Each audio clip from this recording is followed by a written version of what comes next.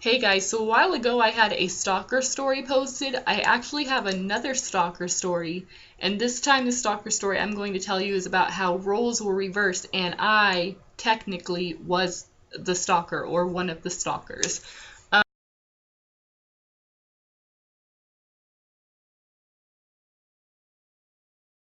Um, so we're going to go back to 2010, and this is in August of 2010, and my girl Lauren, if you don't remember the haunted minivan story, yeah, she's back.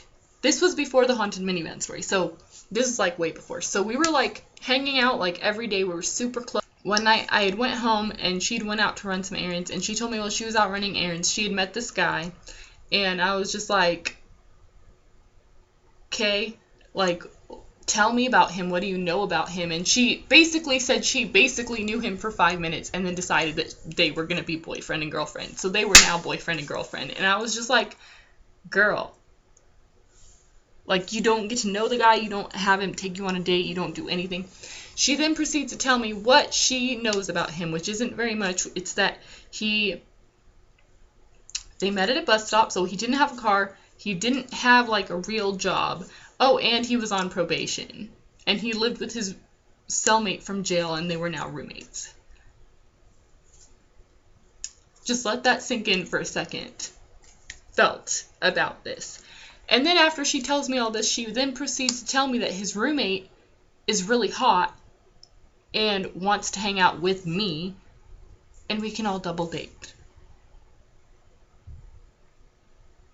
Really, bro? These were people that basically, when you hear all that listed off, it sounds pretty bad. Like, so I kind of felt like these maybe were not guys that I wanted to date. Plus, this was around the time I was like on Meet Me, and I'd met a ton of weirdos like there and dated a bunch of weird guys. So I kind of was in that phase of I'm just gonna be single. Who cares? Like, everybody is weird. So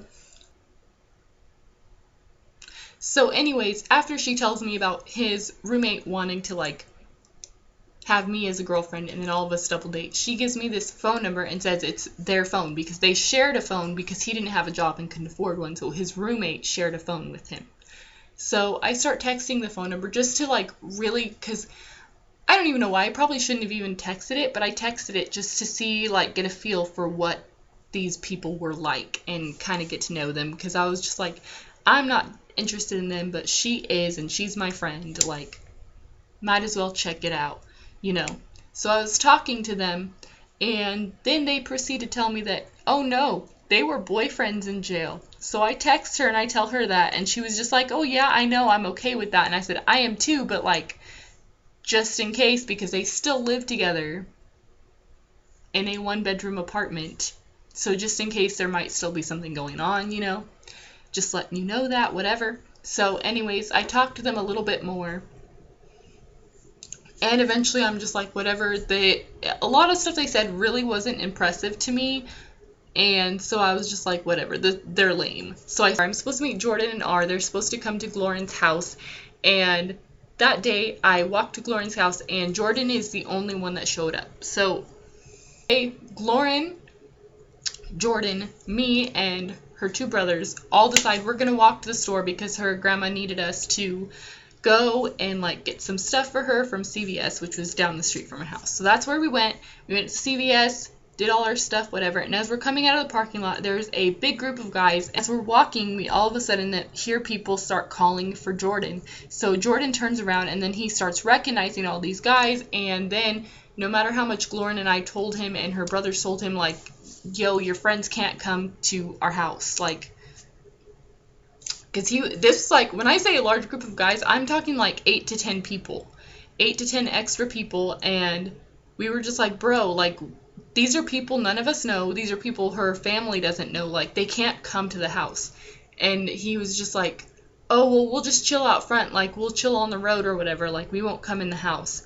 Well, they wound up coming in the house. They wound up basically chilling in the bathroom, and then people started needing to use the bathroom, so they wound up coming in the house. And her brothers wound up hanging with them and not really liking them very much. And I just kind of hung around because Lauren was there and Lauren was hanging around. And she basically, anything this dude liked or said or did, she was into because he was her boyfriend and she loved him. Whatever, girl, whatever, you stupid. So anyways, it starts getting kind of dark, and her grandma kind of was like, you need to make your friends leave, like they need to go.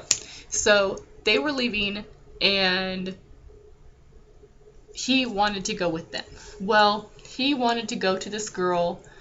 Well, she don't know me, and she ain't gonna be watching this. So he wanted to go to this girl named Nessa's house.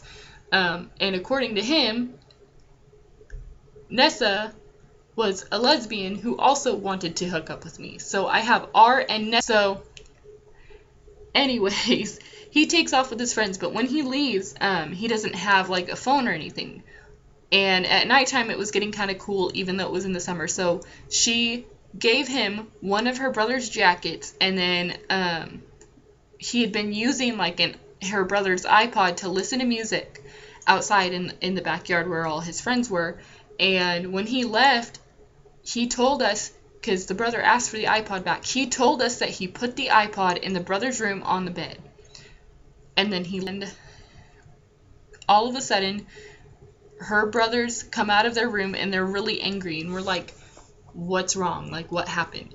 He took the iPod. He took the iPod with him.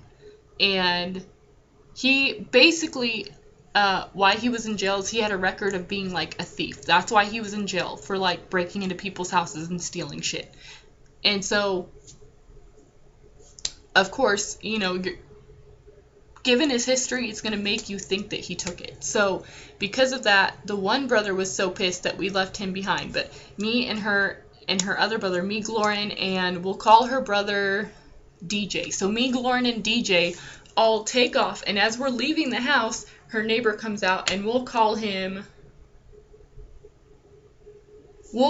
K. So K, DJ, Lauren, and I, like in a group, all go to hunt down this kid because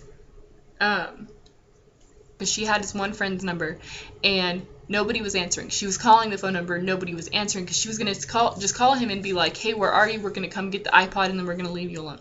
But because he wouldn't answer the phone, she started freaking out. So that's why we went to hunt him down, because not only would he not answer the phone, we needed to get the iPod back, because it was, at the time, the newest, nicest one, and it was expensive.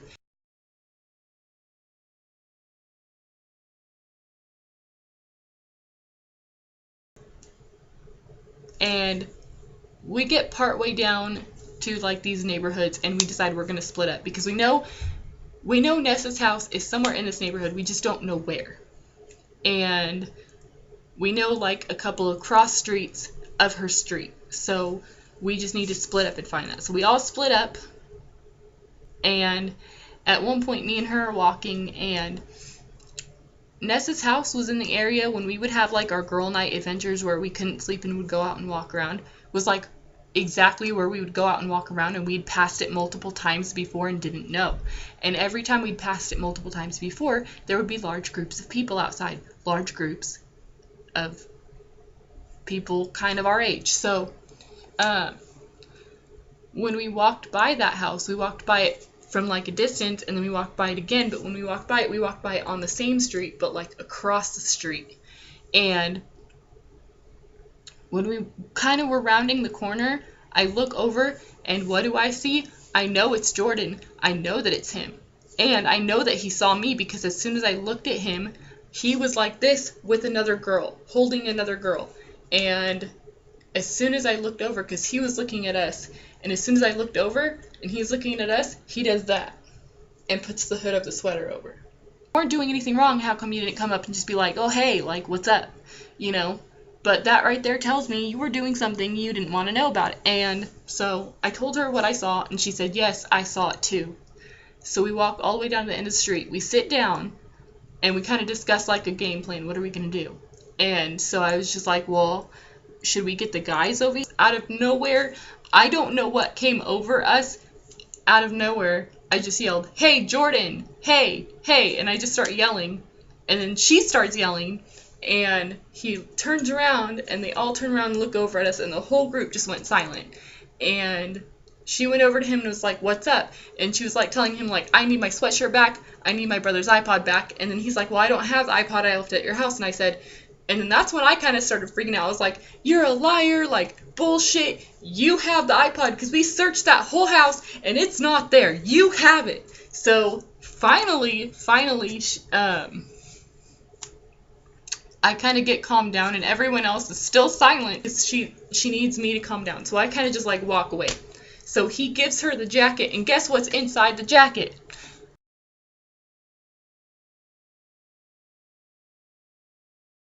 Pissed, and then she starts going off after he gave her the jacket about who is that girl, like why are you hugging another girl, and she got mad and she was just like, whatever, I'm done with you. So we walk away and we call the guys, we meet up at the park, and then they were like, where is he, we're gonna go beat his ass, like we're gonna do this and this and this, and we're like, no, don't, like let's just go home. So finally we just go home, and later that night, guess who calls? Freaking Jordan, the iPod thief. Anyways, so he calls and he's like trying to explain to her like, no, baby, like that girl that I was hugging was Nessa and she was cold, so I was keeping her warm inside the sweatshirt with me, but don't worry, she's a lesbian and we're not hooking up or anything, like blah blah blah. And I'm like, that's a load of crap. And then he said all this other stuff about how he didn't know he had the iPod, he must have forgot to put it in the other room, but he totally thought that he did and it was an accident and blah blah blah. And yeah, bullshit.